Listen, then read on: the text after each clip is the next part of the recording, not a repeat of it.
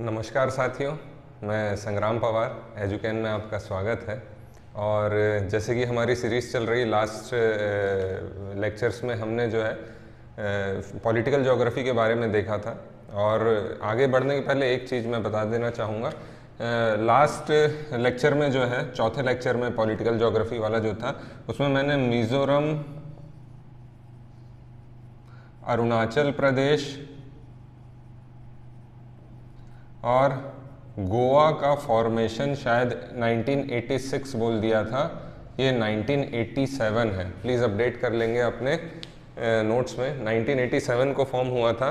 फरवरी में शायद फरवरी में मिज़ोरम तथा अरुणाचल और मई के आसपास जो है गोवा का फॉर्मेशन हुआ था, स्थापना हुई थी। तो ये चीज़ को अपडेट कर देंगे। 1987 में जो है गोवा की स्थापना हुई थी। ठीक, तो आज हम लोग आगे बढ़ते हैं और हमारी जो सीरीज़ को आगे बढ़ाते हैं। इसी में हम देखेंगे आज भौतिक भूगोल वाला पोर्शन या फिर फिज़िकल ज्योग्राफी। तो फिज़िकल ज्योग्राफी में जो है हम यहाँ का कैसा टेरेन है भारत का, किस तरीके की स्थलाकृति हैं, कैसे दिखाई देती हैं, सारी चीज़ों के बारे में हम लोग जो है पढ़ाई करेंगे। तो शुरुआत करते हैं भारत के बारे में, फिज़िकल ज्योग्राफी, भौतिक भूगोल के बारे में जानने की। तो इसकी शुरुआत थोड़ा सा हम लोग वर्ल्ड का मैप देखते हुए करेंगे। वर्ल्ड के मैप से हमको कुछ जानकारी मिलेंगी और इससे जो है हमको करंट सिचुएशन जो भी है आज भारत में, हमको जो भी टेरेन दिखाई देती हैं उसकी हम जो है बारे में अध्ययन कर सकेंगे। तो सबसे पहले हम देखते हैं कि आपको वर्ल्ड मैप हो सकता है दिखाई दे रहा हो, तो भी मोटा मोटी एक समझ में आ रहा होगा। तो इसी में हम लोग देखते हैं कि विश्व की जब उत्पत्ति हुई थी तो एक सिद्धांत है, प्लेट टेक्टोनिक्स थ्योरी कहा जाता है। और जो आज के महाद्वीप निर्माण हुए हैं, कॉन्टिनेंट्स बने हैं या जो भी महासागर या ओशन बने हैं, तो उसके लिए अलग अलग कैसे फॉर्मेशन हुआ, इसके लिए अलग अलग प्रिंसिपल बनाए गए थे, अलग अलग थ्योरीज दी गई थी। उसमें जो है सबसे सही माना जाता है प्लेट टेक्टोनिक्स का सिद्धांत या फिर प्लेट विवर्तनिकी का सिद्धांत। तो इसमें कहा जाता है कि पृथ्वी के सतह पर जो है प्लेट्स बनी हुई हैं और ये प्लेट्स एक दूसरे के रिस्पेक्ट में जो है मूव हो रही हैं और उसी के कारण जो है अलग अलग स्थलाकृति जो है हमको दिखाई दे रही हैं और उनका निर्माण हो रहा है। तो इसी में हम अगर देखें तो ऐसा माना गया प्लेट टेक्टोनिक्स थ्योरी के द्वारा कि जब पृथ्वी बनी होगी तो उसमें एक कॉन्टिनेंट या एक ही महाद्वीप था जिसे बोला गया था पेंजिया। और ये पेंजिया जो है पूरा महासागरों से घिरा हुआ था। अब क्योंकि पृथ्वी के अंदर जो है कुछ अंतर्जातीय बल चल रहा है, एंडोजेनिक फोर्सेस चल रही हैं, कुछ एनर्जी हैं जो कि बाहर रिलीज हो रही, बहुत सारा रेडियो एक्टिव मटेरियल है जो अपनी एनर्जी धीरे धीरे रिलीज करता है और इसी के कारण जो है ये हमारी जो है प्लेट मूव होती हैं। तो आने वाले समय में यही जो पेंजिया था ये दो भागों में विभाजित हो गया। दो भागों में विभाजित होकर उत्तर भाग और दक्षिण भाग अगर बोले, इसको कहा गया अंगारा लैंड या फिर यूरेशिया, और इसे कहा गया आपका गोंडवाना लैंड। तो ये दो भागों में ऐसा विभाजित हो गया और आने वाले समय में ये और अंतर्जातीय बल या फिर आपका एंडोजेनिक फोर्सेस के कारण इनमें और ज़्यादा जो है बदलाव आते जाएगा। तो इसी में हम देखते हैं कि ये जो गोंडवाना लैंड है, आज का हमको जो अंटार्कटिका दिखाई देता है, Australia, Bharat, Africa, south America, ये सब भाग माना जाता है किसका था, तो ये सब आपका गोंडवाना लैंड का भाग था। और समय के साथ जो है इनके भी आपस में जो है विभाजन होते गए, डिवीजन होते गए और अलग अलग प्लेट्स का निर्माण हुआ। तो ऐसा माना जाता है कि आज से लगभग जो है 70 मिलियन साल पहले, 70 मिलियन ईयर एगो जो है भारतीय ऑस्ट्रेलियन प्लेट, जो एक पूरी प्लेट है, ये आपका अफ्रीकन प्लेट से जुड़ी हुई थी और साथ में अंटार्कटिक प्लेट से भी जुड़ी हुई थी। इनमें आपस में जो है कुछ एंडोजेनिक फोर्स हुई, काम करी और ये आपस से जो है टूटकर अलग जाने लगी। उसी में जो है हम देखेंगे जो ये आपकी भारतीय और ऑस्ट्रेलियन प्लेट है, ये ऊपर जाके भारतीय प्लेट टकराई और ऑस्ट्रेलियन प्लेट जो है आपका ईस्ट के तरफ गई। और उसी इसमें जब ये आगे जाके धीरे लगभग 40 से 45 ईयर एगो जो है, मिलियन ईयर एगो, ये जाकर टकराएगी किससे, यूरेशियन या गोंडवाना प्लेट से। और ये गोंडवाना प्लेट से टकराने के पहले यहाँ पर जो है एक सागर का निर्माण हुआ जिसको बोला गया क्या, टेथिस सागर, टेथिस सागर। तो ये जब जाकर टकराई और टकराने के बाद जो है एक जो है विश्व की सबसे यंग या फिर सबसे युवा फोल्ड माउंटेन रेंजेस या फिर वलित पर्वत श्रेणी की जो है निर्माण हुआ, जिसको आज की डेट में हम क्या कहते हैं, हिमालय। तो इस तरीके से जो है भारत में अलग अलग जो है भौतिक दृष्टि से जो है अलग अलग क्षेत्रों का विकास हुआ, अलग अलग लैंड मासेस का जो है विकास होगा। तो उसके बारे में भी हम जो है भौतिक भूगोल में जानेंगे कि कैसे जो है अलग अलग क्षेत्रों का विकास होगा, चाहे पहाड़ हो, चाहे पठार हो, चाहे आपके मैदान हो, प्लेन हो, इन सब के बारे में जानेंगे।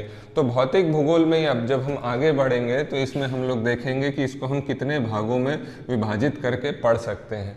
तो सबसे पहले तो हम देख लेंगे क्या कि माउंटेन रेंजेस के, है ना, या फिर पर्वत श्रेणियाँ, माउंटेन रेंजेस या फिर इसे हिंदी में पर्वत श्रेणियाँ कहेंगे।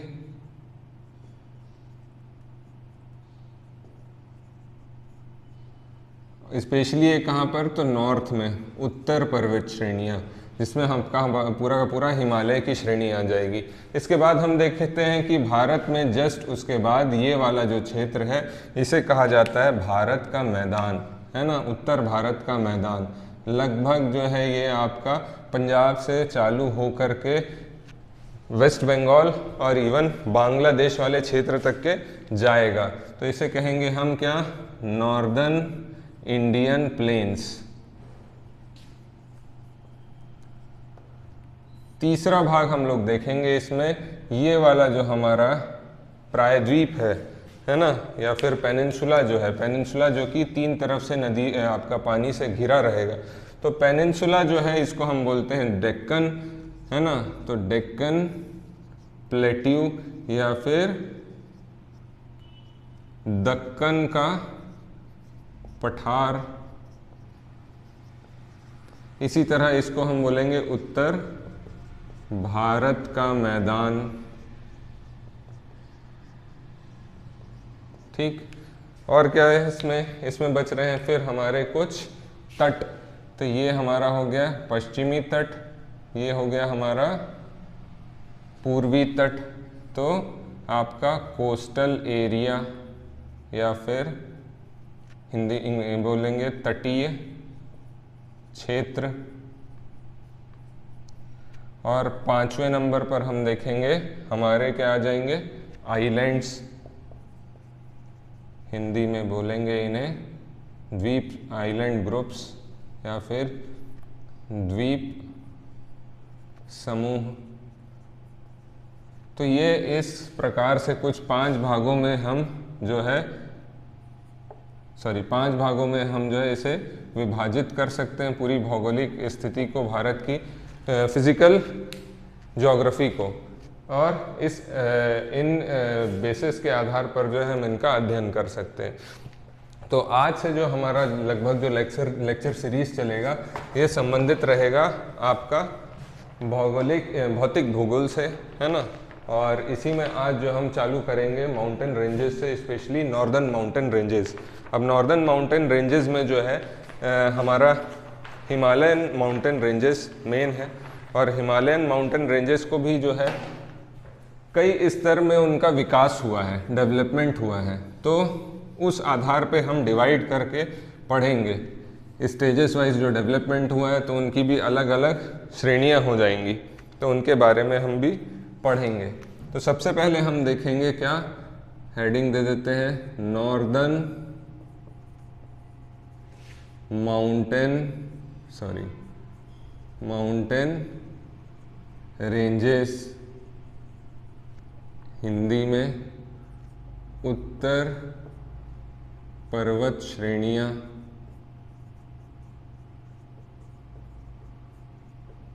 तो इनमें जो है एक एक करके हम पढ़ते जाएंगे।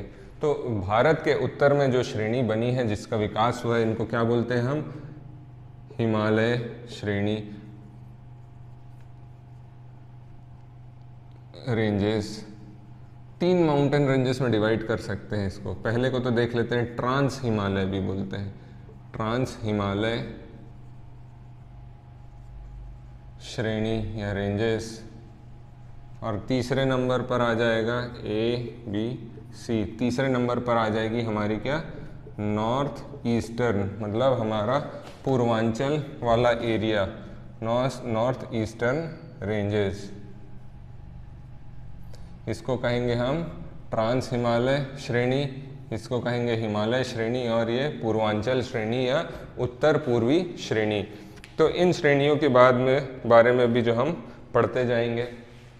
तो सबसे पहले देखते हैं हम क्या कि इनका विकास कैसे हुआ, डेवलपमेंट कैसे हुआ। तो मैंने अभी बताया प्लेट टेक्टोनिक्स थ्योरी के आधार पर जो है विकास होगा आपका नॉर्दर्न माउंटेन रेंजेस का। ये जब जाकर यहाँ पर जो है यूरेशियन प्लेट से टकराएगी तो एक फोल्ड माउंटेन का जो है कुछ जन्म होगा ऐसा, और ये अभी भी टकरा रही है। इसी कारण जो है हम सुनते हैं माउंट एवरेस्ट की, यहाँ जो भी पीक्स हैं हिमालय की, उनकी हाइट अभी भी बढ़ रही है। तो इस तरीके से ये फोल्ड हुई, और ये विश्व की जो है सबसे युवा यंग फोल्ड माउंटेन्स है। कौन सी, उत्तर भारत की श्रेणियाँ।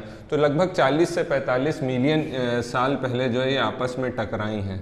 तो सबसे पहले इसमें जो निर्माण हुआ यहाँ पर जो है ट्रांस हिमालय श्रेणी का, ट्रांस हिमालय श्रेणी। तो ट्रांस हिमालय श्रेणी या रेंजेस, हिमालय श्रेणी।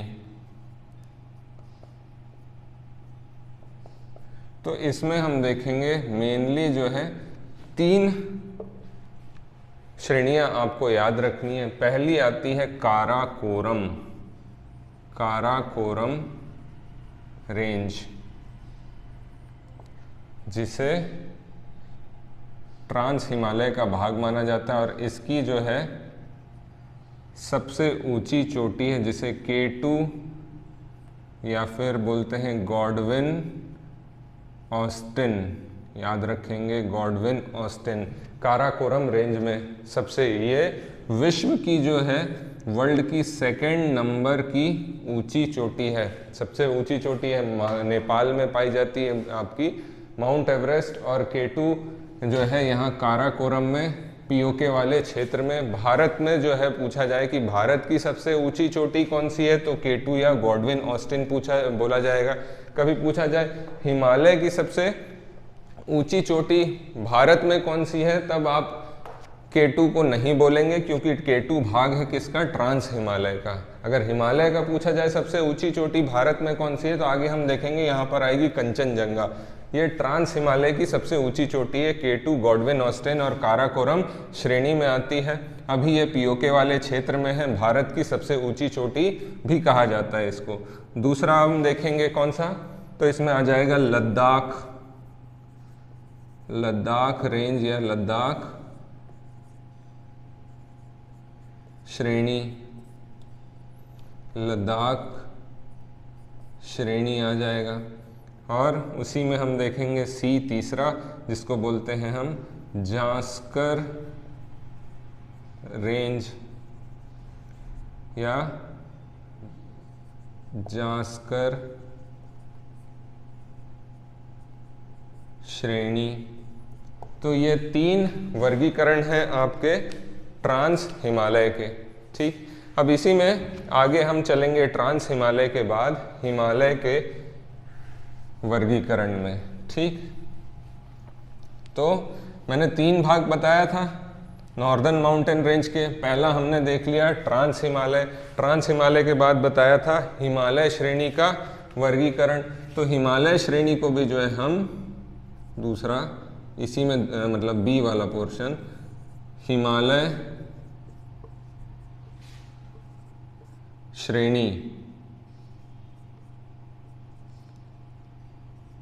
तो हिमालय श्रेणी में अगर देखेंगे तो इसके भी 3 भाग हैं। पहला हम बोलते हैं जिसको ग्रेटर या फिर वृहद हिमालय,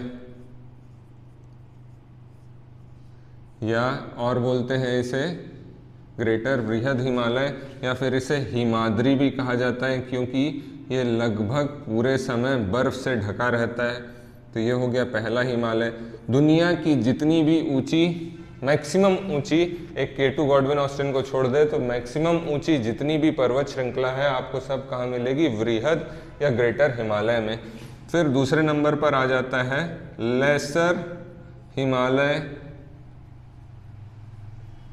है ना, या फिर निम्न हिमालय, और इसे और क्या कहा जाता है, तो हिमाचल हिमालय भी कहा जाता है, याद रखेंगे। इसमें छोटी छोटी कई पर्वत श्रेणियां हैं। फिर तीसरे नंबर पर हम देखेंगे आपका शिवालिक हिमालय, शिवालिक हिमालय।